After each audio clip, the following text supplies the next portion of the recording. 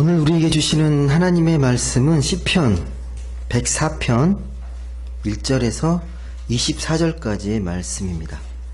시편 104편 1절부터 24절까지의 말씀을 같이 보도록 하겠습니다. 이 말씀을 한 절씩 교독해 읽도록 하겠습니다. 제가 먼저 1절 말씀을 읽겠습니다. 내 영혼아 여호와를 송축하라. 여호와 나의 하나님이여, 주는 심히 위대하시며 존귀와 권위로 옷 입으셨나이다.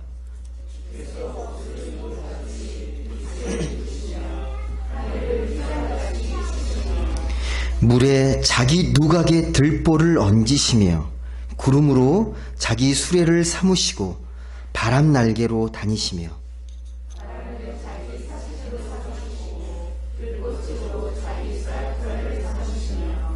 땅에 기초를 놓으사 영원히 흔들리지 아니하게 하셨나이다.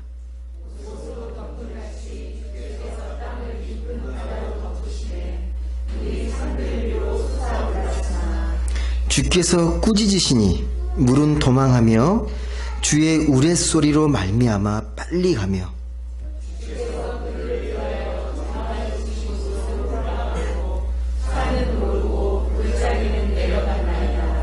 주께서 물의 경계를 정하여 넘치지 못하게 하시며 다시 돌아와 땅을 덮지 못하게 하셨나이다.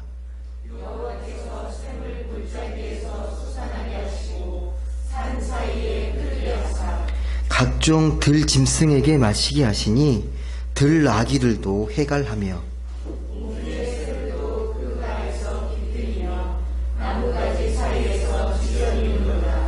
그가 그의 누각에서부터 산에 물을 부어주시니 주께서 하시는 일의 결실이 땅을 만족시켜 주는도다.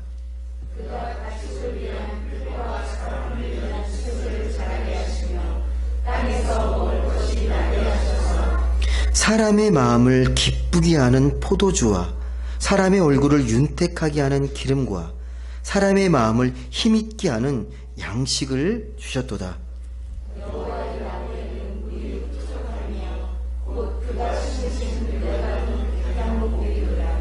새들이 그 속에 깃들이며 학은 잣나무로 집을 삼는도다.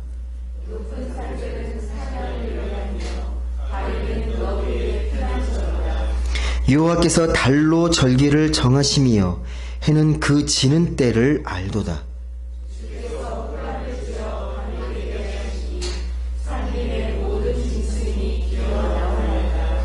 젊은 사자들은 그들의 먹이를 쫓아 부르짖으며 그들의 먹이를 하나님께 구하다가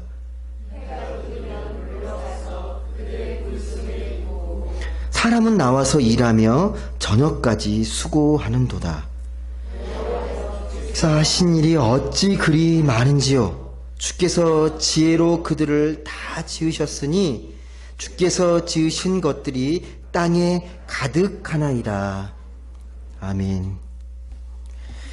오늘은 하나님이 창조하신 세상이라는 제목으로 같이 말씀을 나누도록 하겠습니다. 오랫동안 우리 한국교회는요, 전통적으로 보게 되면 이 죄의 문제를 되게 많이 강조했습니다. 죄. 우리가 늘 기도할 때도 그렇고 이 죄에 대해서 늘 이야기를 합니다. 이걸 죄론이라고 하거든요. 그 중에서 원죄를 가장 많이 이야기합니다. 원죄는 다 아실 거예요. 우리가 태어날 때부터 이 죄된 본성을 갖고 태어났다. 왜? 태초에 하나님께서 이 세상을 창조하시고 아담과 이 하와를 지으셨는데 말씀에 불순종해서 이 선악과를 따먹고 나서 이 죄를 지었던 이 원죄의 습성이 그대로 우리에게 여전히 남아있다라고 고백하는 거죠. DNA가. 그래서 우리가 세례 받을 때도, 세례 문답할 때도요, 가장 중요한 게 죄에 대한 고백이에요. 죄에 대한 고백. 내가 예수 믿기 전에는, 구주를 영접하기 전에는 죄인으로 살다가 내가 이제 주님 믿고 내가 죄인임을 깨닫고 다시 거듭났다. 그걸 고백하는데 가장 중요한 게 죄에 대한 고백인 거죠. 물론 우리가 이 죄에 대해서 바르게 이해하고요. 본질을 이해하고 그 실체를 잘 깨닫는 거 매우 중요한 문제입니다. 우리 신앙의 출발이 이 죄의 문제에서 시작이 되기 때문에 매우 중요합니다. 근데 이 죄의 문제를요, 지나치게 강조하면 신앙이 왜곡돼요. 신앙의 이 기쁨이 사라집니다. 생명력을 잃게 됩니다. 잘 이해하셔야 돼요. 죄가 중요하지 않다는 게 아니라 죄만 자꾸 이야기하게 되면 신앙의 많은 부분들이 가리워집니다. 근데 한국교회에서 그동안 왜 이렇게 죄의 문제를 강하게 이야기하고 강조했을까요? 크게 정리해보면 세 가지 정도가 돼요. 첫 번째는 성경에서 죄의 문제에 대해서 많이 이야기하기 때문에 이게 첫 번째고, 두 번째는 아까 우리 집사님도 기도하셨지만 우리는 세상을 살아가면서요, 죄에서 자유로울 수가 없어요. 알고 지은 죄, 모르고 지은 죄 계속 죄를 짓고 살아갑니다. 내가 이게 체험하는 거잖아요. 내가 죄를 겪고 살아가고 있다는 걸 경험하기 때문에 죄의 문제가 만만한 문제가 아니라는 걸 알고 있습니다. 세 번째는 교리적으로요, 이 죄에 대해서 강조인 전통 때문에 그렇습니다. 이 죄의 문제에 대해서. 여하튼 간에 이 죄의 문제를 우리가 바르게 이해하고 건강하게 바라보는 게 되게 중요한데요. 다시 말씀드리지만 이걸 죄를 너무 지나치게 강조하면요, 신앙의 기쁨, 신앙의 생명력을 우리가 잃어버릴 수 있다는 걸 꼭 기억하셔야 합니다. 그래서 이 죄를 잘못 이해하게 되면요, 이 죄가 되게 세 보여요. 강력하게 느껴져서 죄의 관점에서 세상을 보게 됩니다. 그럼 세상이 되게 부정적으로 보여요. 어쩔 수 없다. 이 죄의 힘이 워낙 세서 자신감도 떨어지고요, 이 삶이 어둡게 느껴지고 세상을 자꾸 부정적으로 보게 됩니다. 그래서 결국 이렇게 말하는 거죠. 내가 아무리 노력해도 나는 의롭게 될 수 없어. 의인이 될 수 없다라고 고백하는 거죠. 이게 죄에 대한 이 잘못된 이해입니다. 감정적이고 부정적인 모습입니다. 이 성경은 절대 그렇게 말하지 않습니다. 죄를 어떻게 이해하느냐가 중요해요. 죄를 어떻게 바라볼 것인가. 죄가 무엇이고 죄를 통해서 우리가 뭘 깨닫고 어떻게 나아가야 될 것인가. 그 관점이 되게 중요한데요. 이 죄라는 게 말씀을 통해서도 그렇고 하나님의 관점에서 보면요, 이 죄라는 것을 잘 이해하게 되면 우리를 어떤 영적인 통로로 이끌어갑니다. 이 죄로 인해서. 무슨 말이냐면, 우리가 이 세상을 살아가면서 죄를 짓고 살아가면서 인간이 얼마나 나약하고 내가 아무리 결심하고 내가 아무리 결단을 해도 또 죄 짓고 살아가는 이 나약한 현실, 이 무기력한 현실을 깨달으면서 나라는 존재가 이렇게 무기력하고 한계가 있을 수밖에 없는 존재구나. 그래서 내가 의지할 대상을 찾게 되는 거죠. 나를 여기서 구원해 줄 수 있는 대상, 하나님을 찾게 되는 거예요. 하나님으로 이끄는 영적 통로가요, 이 죄가 될 수 있다라는 거예요. 죄를 그렇게 이해하셔야 돼요. 이 죄라는 게 나를 죽이고 어둡게 만드는 게 아니라 이 죄의 문제를 통하여서 나를 하나님으로 이끄는 이 영적인 통로가 된다라고 이해하시는 게 매우 중요합니다. 근데 정작 현실은 이렇게 말씀드려도 그렇지 않죠. 되게 죄의 현실에 갇혀 살 때가 많아요. 죄의 문제에 너무 매몰돼서 더 그 이면을 보지 못하고 죄된 현실에 갇혀 살아갑니다. 그럼 어떻게 우리가 이 죄로부터 이렇게 벗어나서 하나님의 그 은총의 세계로 이렇게 다시 나아갈 수 있을까요? 어떻게 다시 나아갈 수 있겠습니까? 우리가 매 주일마다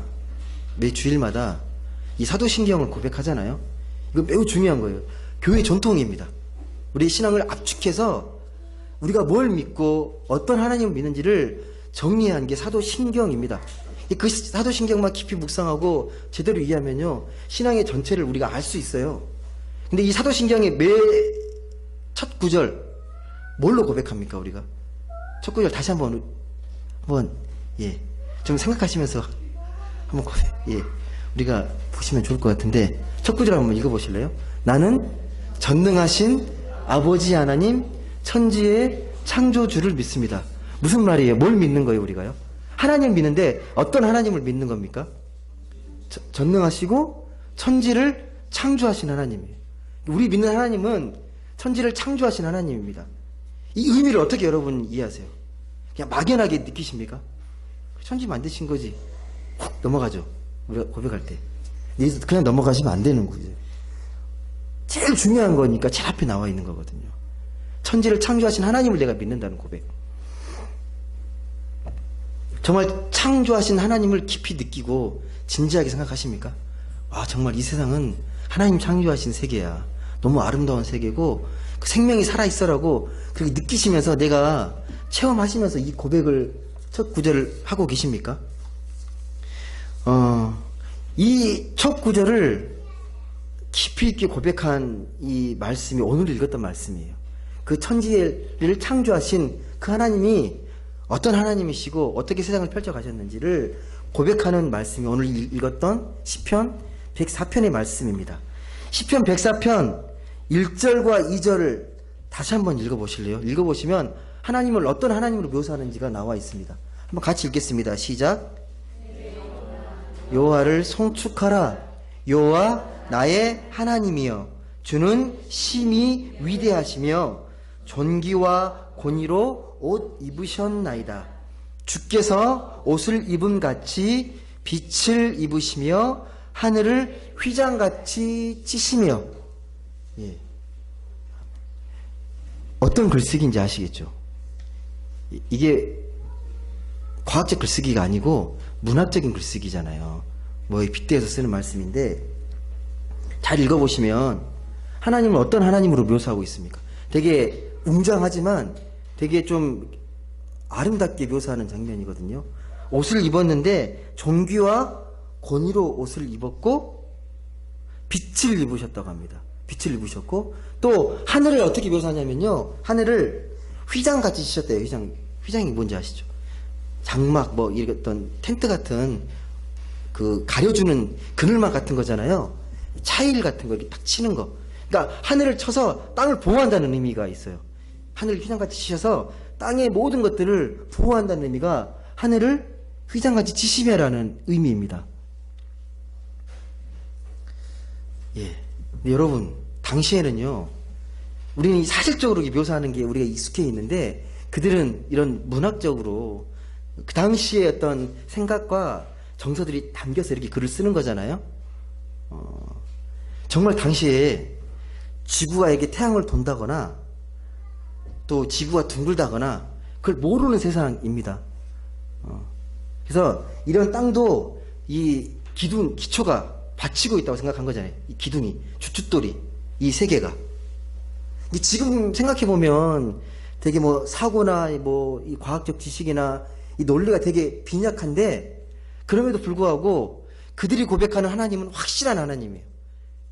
그렇다고 하나님 없는 게 아니잖아요. 그들이 갖고 있는 최고의 표현으로 하나님을 이렇게 찬송하는 거거든요. 하나님이 이 세상을 창조했다는 사실은 확실해요. 그 믿음을 이렇게 고백하는 겁니다. 예. 그 확신이 기쁨의 찬미로 이렇게 터져 나오는 거죠. 뭐 자기만 고백하는 게 아니라 함께 찬양하자고, 여호와를 송축하자고, 이렇게 천지를 아름답고 멋지게 생명으로 만드신 하나님을 찬양하자고 고백하는 이 시편 기자의 고백입니다. 오늘날 이 과학기술이 어마어마하게 발달해서 지금 이제 AI 아시죠? 인공지능. 그 깊이가요, 우리가 생각하는 것 차원이 넘어서고 있습니다. 인간보다 더 인간다운 기계가 나올 수도 있습니다. 예. 제가 듣기로는요, 이 과학자들의 이야기를 들어보면요, 저는 그 요즘 이 코로나 때문에 사람들을 많이 못 만나고 온라인 상으로 회의하고 이렇게 만나고 막 그러잖아요. 분명히 한계가 분명히 있음에도 불구하고 이런 부분까지도, 이런 기술도 극복해서 비대면으로 이렇게 만나고 하지만 진짜 만나는 것보다 더 만남을 가질 수 있는 기술이 발달될지도 모른대요. 예. 그만큼 발달한다고 이야기를 합니다. 우리 상상을 초월해서요. 사람들은 앞으로 과학은 더 발전하고 더 진보할 거라고 생각합니다. 이게 어떤 생각이 담겨 있냐면 우리가 고민하고 걱정하는 모든 문제들이 있잖아요. 과학으로 다 해결할 수 있다는 그런 확신이 있습니다. 그 믿음 속에는요, 분명히. 그 과학을 통해서 우리가 고민하는 모든 문제가 다 해결될 거라는 그런 확신? 그런 생각이 있는데, 제가 감히 말씀드리지만, 이렇게 생각하는 건 매우 심각하고 매우 위험한 생각입니다. 왜냐면요, 이 과학에 대한 확신이 지나치게 되면요, 이 과학을 맹신하게 되면, 이 숭배, 과학 숭상주의로 빠지게 됩니다. 일본에는요, 과학을 숭배하는 종교가 있어요. 일본은 별의별 종교 다 있잖아요. 과학을 정말 신처럼 믿습니다. 지나친 과학 만능주의에 빠지는, 모든 문제는 과학으로 해결할 수 있다 라고 이야기하는 거죠. 근데 이 하나님의 세계는요, 과학의 차원을 뛰어넘습니다. 예. 차원이 다릅니다. 그래서 하나님의 이 창조 신비를 놓치고 과학을 보게 되면요, 엄청난 일인 착각을 할 수 있게 됩니다. 하나님의 관점에서, 하나님의 세상에서 보게 되면요, 우리가 아무리 과학기술을 발달시키고 엄청난 성과를 이루었다 하더라도 하나님 보시면 그 어린아이들이 갖고 노는 장난감만도 못할 수 있습니다. 정말 먼지보다 못한 그걸 가지고 우리가 대단한 것처럼 착각할 수 있다는 겁니다. 차원이 다릅니다. 여러분, 하나님 조금만 깊이 묵상해 보면 알아요. 하나님 조금만 얼마나 이런 하나님을 묵상하게 되면요, 우리가 이룩한 이 모든 과학과 기술들이 어느 정도의 차원인지를 금방 깨닫게 됩니다. 더 중요하고 핵심적인 문제가 있는데, 우리가 이 세계를 하나님의 세계관으로 바라보지 않으면요, 이 과학기술이 아무리 발달해도 이 과학기술이 어디로 가고 있는지, 어떤 목적으로, 누구를 위해서 이게 만들어지는지를 놓치게 돼요. 단지 과학을 위해서 과학이 발달돼요. 예. 그걸 우리가 이미 이 인류사에서 경험했던 부분들이에요. 예. 예를 들면 이런 거예요. 쉬운 예를 들어드릴게요. 우리가 예전엔 차가 없었잖아요. 다 걸어 다녔잖아요. 그러니까 뭐 서울에서 강주 가려면 뭐 몇 달 걸렸겠죠. 걸어가려면요. 예, 그러다가 이제 인간이 워낙 이성적인 존재다 보니까 더 빨리 가고 싶은 욕망이 생기니까 더 빠르게 탈 수 있는 걸, 이 도구를 개발한 거 아니에요? 치탄 앞에 보면 막 빨리 달리는 걸 보고 어떤 원리로 이렇게 빨리 달리지? 그러면서 이제 엔진을 만들게 되고 자동차를 발명한 거잖아요. 근데 자동차를 발명한 이후 세상이 어떻게 바뀌었습니까? 자동차를 발명한 이후로 물론 많이 편리해졌죠. 사실이잖아요. 더 우리가 많은 것들을 누리고 편리해졌는데 그 이후의 세계가 어떻게 바뀌었습니까? 우리 삶의 소중한 것들을 정말 많이 잃어버렸어요. 예. 걸어가면서만 느낄 수 있는 것들도 느끼지 못하고 목적지에 도착하면 그걸로 끝나는 거잖아요. 그리고 이 자동차가 발명되면서 뜻밖의 사고가 많이 생기잖아요. 예. 자동차가 없었으면 죽지 않을 생명들이 많이 죽어가고 장애인이 됩니다. 근데 참 신기한 게 이런 것들에 대해서, 이런 현상들에 대해서 별로 심각하게 생각하지 않아요. 당연히 있는 것처럼. 에이, 자동차 타고 다니다가 사고 날 수 있지. 예, 덤덤하게 받아들입니다. 심각하게 여기지 않습니다. 자동차로 인해서 생명이 다치고 생명을 잃어버리는 것에 대해서 깊이 생각하지 않습니다. 여러분, 그렇다고 제가 자동차를 없애자고 하거나 옛날로 돌아가자는 게 아니에요. 예. 이게 그런 과학 자체가 우리의 삶을 지배하는 원리가 되거나 맹신하시면 안 된다는 거예요. 그 자체가 좋은 거다라고 절대 여기시면 안 된다는 겁니다. 인간의 이 과학 기술도 훨씬 더 차원이 다른 하나님의 이 창조 세계 안에서 이 컨트롤이 돼야 진정한 이 문명의 도구가 될 수 있다는 겁니다. 결국 모든 것은요, 우리가 이 살아가는 세계를 어떻게 볼 것이냐에 달려 있습니다. 어떤 세상으로 바라볼 것인가. 예. 하늘을 이렇게 휘장으로 다 펼치시고 이 땅을 기초에 든든히 세우신 그 하나님, 이 우리 삶의 바탕이 되어야 합니다. 모든 세상은 하나님이 만드시고 하나님이 운행하고 계신다. 하나님의 섭리 속에서 움직여 간다라는 이 기초의 바탕을 잃어버리시면 우리 삶을, 방향을 잃어버릴 수 있게 된다는 겁니다. 그런 하나님의 세계관이 바탕이 되면요, 세상에 든든하게 볼 수 있어요. 하나님은 이 세상을 완벽하게 만드셨기 때문에, 전능하시고 천지를 만드신 그 하나님을 우리가 온전히 믿고 신뢰하고 고백한다면요, 세상을 든든하게 봅니다. 세상도 그렇게 보는 거죠. 하나님이 만드신 세상이니까 부정적으로 보는 게 아니라 긍정적으로 보는 거죠. 하나님께서 반드시 생명으로 이끄실 걸 알기 때문에 세상을 생명으로 바라봅니다. 오늘 말씀 보시면 시편에 다양하게 자세히 나옵니다. 이 창조 세계가 어떻게 보이고 어떻게 움직이는지, 하늘, 땅, 바다, 세계, 모든 세계에 깃든 이 하나님의 이 창조 세계를 노래하고 있습니다. 근데 그 세계가 어떻게 됐다고요? 든든하고 질서 있고 자연스럽고 조화롭게 생명들이 이렇게 움직이고 있다라는 겁니다. 모든 식물과 동물들이 각각 자기들의 삶을 살아가고 있다라고 말을 합니다. 다 읽을 수는 없는데 우리가 읽었기 때문에 그 중에서 한번 10절부터 13절까지 말씀 한번 같이 한번 읽어보겠습니다. 10절부터 13절 말씀까지 한번 읽어보겠습니다. 시작. 여호와께서 샘을 골짜기에서 솟아나게 하시고 산 사이에 흐르게 하사 각종 들짐승에게 마시게 하시니 들나귀들도 해갈하며 공중의 새들도 그 가에서 깃들이며 나뭇가지 사이에서 지저귀는도다. 그가 그의 누각에서부터 산에 물을 부어주시니 주께서 하시는 일의 결실이 땅을 만족시켜 주는도다. 조화롭죠? 이 그림이 좀 그려지십니까? 이 자연의 그림들이 혼자 있는 세계가 아니에요. 서로 더불어서 살아가는 세계의 모습. 하나님께서 물을 부어주신대요. 이 누각에서 이렇게. 시편은 그래서 뭐 골짜기, 뭐 샘, 산, 뭐 짐승, 비, 열매, 아무튼 하나님 만드신 세계는 풍성한 생명의 세계라고 그렇게 표현합니다. 근데요, 믿지 않은 사람들은 이렇게 안 보겠죠. 하나님의 관점이 없으면 세상이 어떻게 보일 것 같습니까? 하나님을 믿지 않으면 이 세상은 전혀 다르게 봅니다. 이 세상은 되게 척박하고 정말 땀을 흘리면서 힘겹게 살아야 되고, 죄가 만연하고 사막과 강야에 먹을 것도 없고 정말 힘겨운 세상, 또 수시로 이렇게 자연재해가 닥쳐가지고 이재민이 생기고 많은 생명을 잃게 되고 정말 절망적인 세상이 이 세상이라고 그렇게 이야기를 할 겁니다. 그래서 더 우리가 과학과 기술을 잘 발달해서 이런 것들을 대비해야 된다라고 말한다는 거예요. 틀린 말은 아니에요. 그런 위험에 대비하는 게 왜 나쁘겠습니까? 저도 의학이 더 발달해가지고요, 우리가 더 건강하게 살고 아픈 사람이 없었으면 좋겠습니다. 농업 기술이 더 발달해가지고 정말 한 사람도 배고픔이 없는 그런 세상이 되었으면 좋겠습니다. 그리고 집 없는 사람이 되게 많은데 집도 더 효율적으로 짓고 더 많이 지어가지고 다 집 없이 잘 살았으면 좋겠어요. 근데 그게 핵심은 아닙니다. 그게 본질은 아닙니다. 우리가 이 세상을 어떻게 바라보느냐가 더 중요합니다.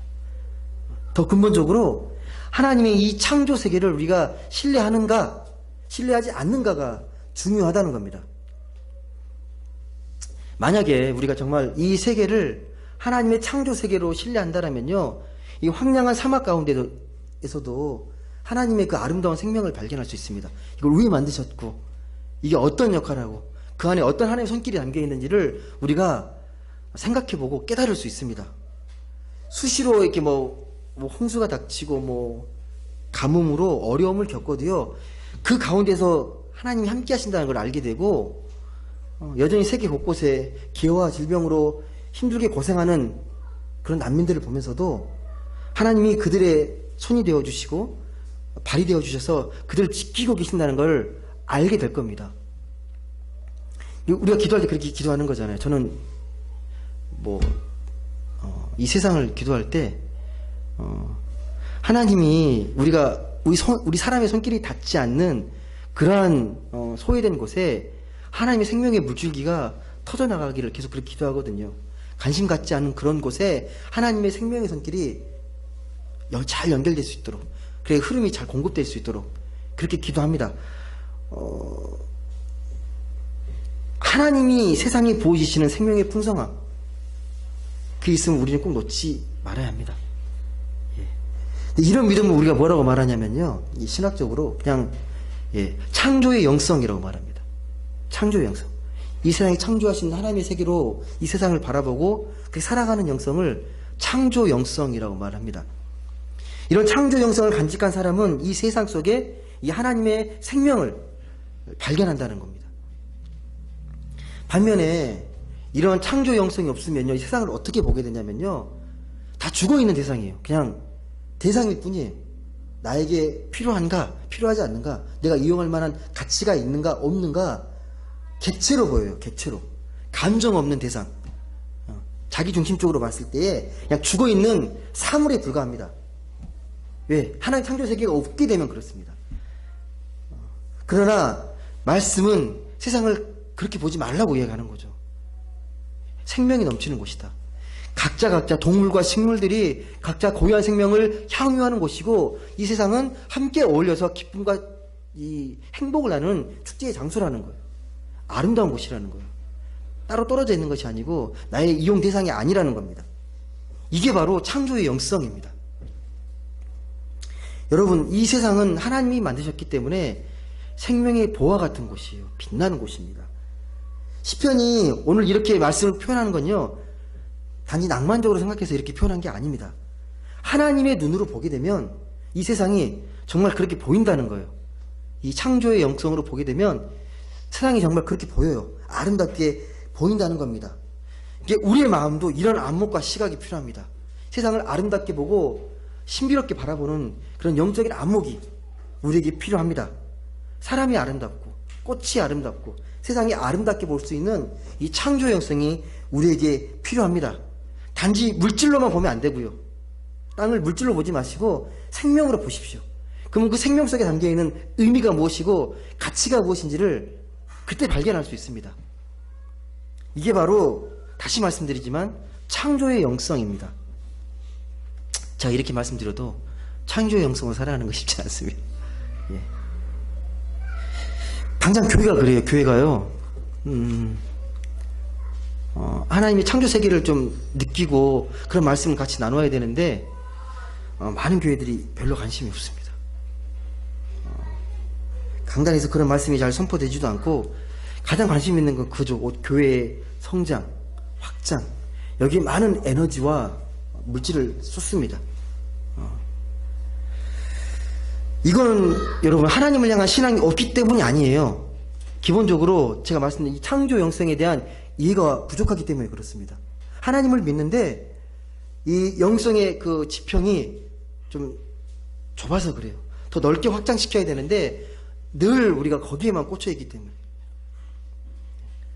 그럼 우리가 어떻게 이런 창조 영성으로 살아갈 수 있겠습니까? 따로 어떤 왕도가 있는 건 아니고 오늘처럼 이런 자연 세계에 대한, 창조 세계에 대한 말씀을 잘 읽고 잘 이해하는 거예요. 신앙의 본질이 무엇인지를 말씀을 통해서 잘 깨닫고 그 말씀을 우리 가슴속에 깊이 새기는 거예요. 그러면서 세상을 창조 영성으로 바라보는 거죠. 오늘 말씀 보면 그렇잖아요. 이 세상에 가득한 하나님의 이 창조의 세계를 깊이 신뢰하면서 이 세계를 어떻게 통찰할 것인지를 잘 보여주고 있잖아요. 어떻게 봐야 되는지. 그냥 현상이 아니라 그 속에 담겨있는 하나님의 손길을 보잖아요. 이게 창조의 영성입니다.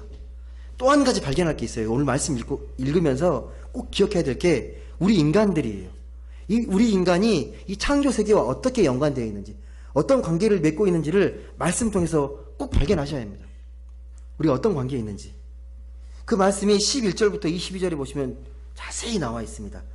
자세히 나와 있는데요. 거기 보시면 수많은 동식물들이 등장합니다. 들짐승, 나귀, 포도주, 백향, 노구리, 사자, 사냥, 다양한 동물들이 나오고 또 포도주, 기름, 풀, 채소, 다양한 것들이 나오거든요. 온갖 짐승들이 각자 자기의 고유한 역할에 따라서 살아가고 있다고 우리에게 이야기합니다. 심지어요, 달과 해도 생명처럼 이야기해요. 해가 떠오를 때를 알고 이런 식으로 이야기를 하죠. 간이 생명처럼 이야기를 합니다. 그 중에서 한번 우리가 좀 눈여겨봐야 될 이 구절이 있는데요. 21절부터 23절까지의 말씀을 한번 우리 읽어보겠습니다. 21절부터 23절 말씀 같이 읽겠습니다. 시작. 젊은 사자들은 그들의 먹이를 쫓아 부르짖으며 그들의 먹이를 하나님께 구하다가 해가 돋으면 물러가서 그들의 굴 속에 눕고 사람은 나와서 일하며 저녁까지 수고하는도다. 아멘. 사자와 우리 인간이 나오거든요. 어떤 그림인지 좀 이해되세요? 뭐라고 되어 있습니까? 인간도 다른 동물들과 똑같은 방식으로 살아간다고 이야기하죠. 인간도. 이 사자처럼. 이 창조의 기소 속에, 생명의 기소 속에 살아갑니다. 이게 무슨 말이냐면, 숲속의 사자가 먹이를 잡고 있을 때는요, 인간은 뭐 하는지 아세요? 자고 있어요. 이건 다시 이제 사자가 숲으로 돌아가면, 그때 인간이 나와서 일합니다. 일하는 시간하고 방식은 다른데, 전체적으로 딱 보게 되면요, 이 하나님의 창조 질서 속에 상응하면서, 거의 호응하면서 살고 있다라는 거예요. 조화롭게 살고 있다라는 의미입니다. 다시 말씀드려서 인간이라고 특별한 존재가 아니다라는 거예요. 특별한 존재가 아니다. 23절에 나와 있잖아요. 사람은 나와서 일하며 저녁까지 수고하는도다. 사람은 열심히 일을 해야 되는 존재인데, 열심히 일하는 존재인데, 다른 동물들도 다 똑같다는 거예요. 특별한 게 아니라는 겁니다. 하루 종일 일하며 살아가지만 다 모든 동물, 이 창조 세계들이 그렇게 살아가요. 사자가 이렇게 사냥해서 먹고 살듯이 인간도 노동을 해서 먹고 살고, 또 때가 되면 사자도 먹어야 하듯이 인간도 먹고, 사자가 배설하듯이 인간도 배설하고, 그렇게 살아간다는 겁니다. 그들이 잘 때 우리도 자야 되고, 특별한 건 차이가 없죠. 오해하시면 안 되는 게, 그러면 사람하고 동물하고 똑같냐? 기분 나쁘잖아요. 여기 특별한 존재인데, 인간이라는 게 영적인 존재라고 얘기하는데, 여기서 말하는 건요, 그런 게 아니라 우리 인간이 너무 특별한 존재라고 생각하는 거예요. 이게 문제라는 거죠. 너무 특별하다. 우리는 다른 동물들보다 더 뛰어나고 탁월하고 대단하다. 이 특별하다는 의식 때문에 이 세상을 무시할 수 있다는 거예요. 나보다 못한 존재, 하등한 존재, 열등한 존재로 여길 수 있다는 겁니다. 그 결과가 뭔지 아세요? 필요한 내 삶의 내용들은 이건데, 더 많은 것들을 가지려고 더 많은 걸 생산하고 더 많은 걸 소비합니다. 지금 우리가 겪고 있는 이 코로나도 그렇잖아요. 자연의 기서 속에서 좀 절제하면서 지혜롭게 살아가면 괜찮은데, 이 인간의 탐욕으로 무분별하게 자연을 개발하면서 이 바이러스가 공격한 거 아니에요?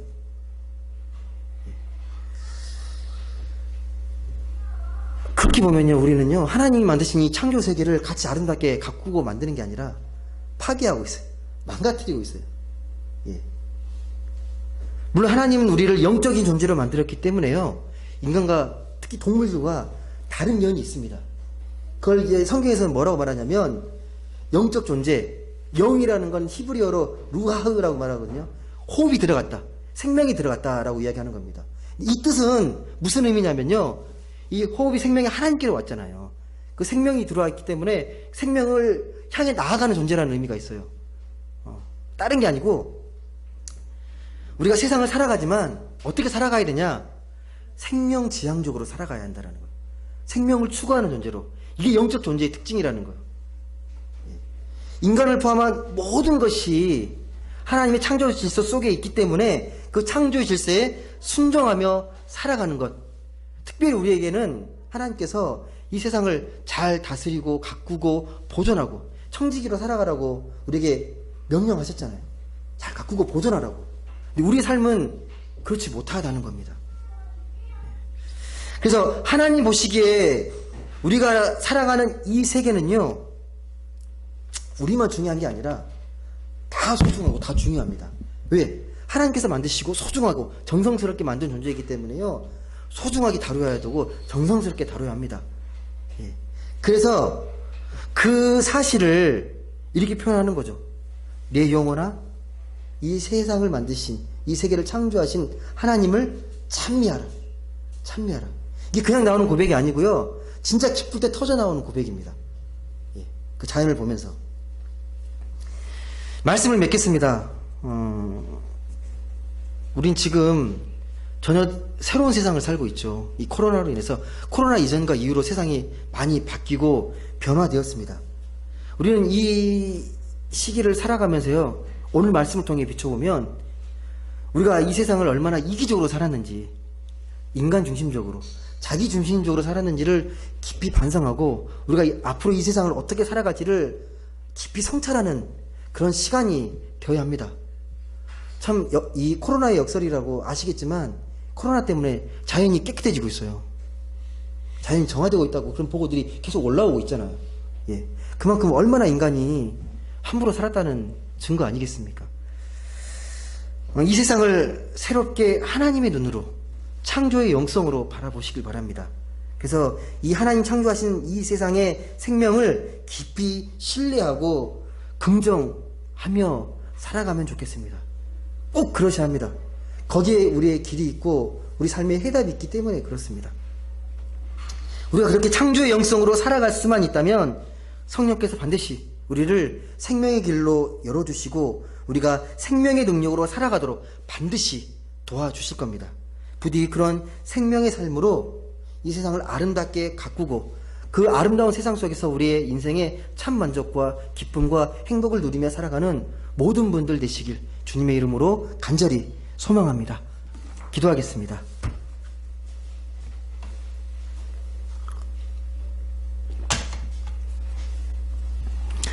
사랑의 하나님, 오늘 말씀을 통하여서 우리가 어떠한 삶을 살아왔는지 돌아보게 됩니다.